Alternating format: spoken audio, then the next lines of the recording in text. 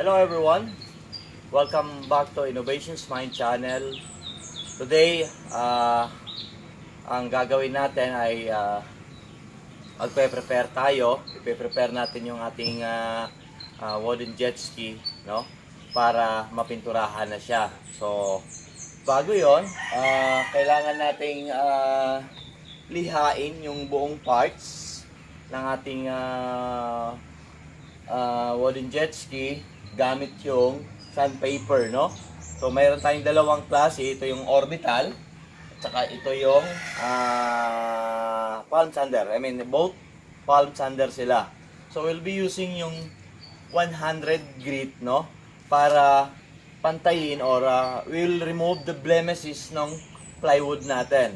So, para pag-apply natin ng pintura o kaya fiber, mas pantay yung paglapat ng resin o kaya ng ating pintura.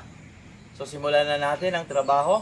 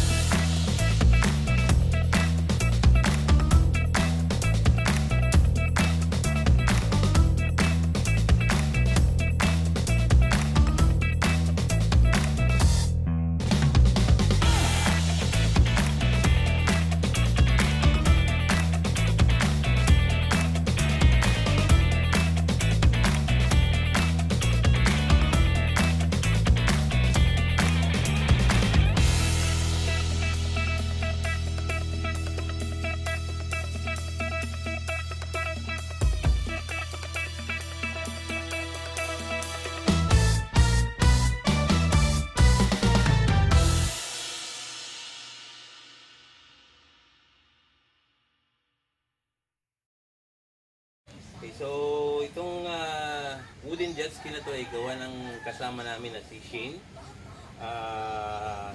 Sa akin, excited na ako na makita siyang tumakbo kasi alam natin na ang isang jet ski ay napakamahal. So itong jet ski na to ay it will be a low cost jet ski. Kahoy nga lang siya gawa, pero kung tatakbo ito, it will be an opportunity sa mga marami na magkaroon ng sariling jet ski. So yun po, hopefully makita na natin na tumakbo siya. Salamat. Ako po ay talagang namangha sa gawa niyang obra nito. Masasabi kong obra kasi talagang parang naiiba ito. Naiiba sa lahat ng nakikita ko. Palibas ay siguro first time ko nakakita ng ganito. So, ang totoo, gustong gusto ko na makita ng personal na tatakbo na talaga ito. Kasi ang ganda nito eh. Sana lang sa mga ilang weeks ngayon ay tatakbo na para makita natin talaga kung anong performance nito.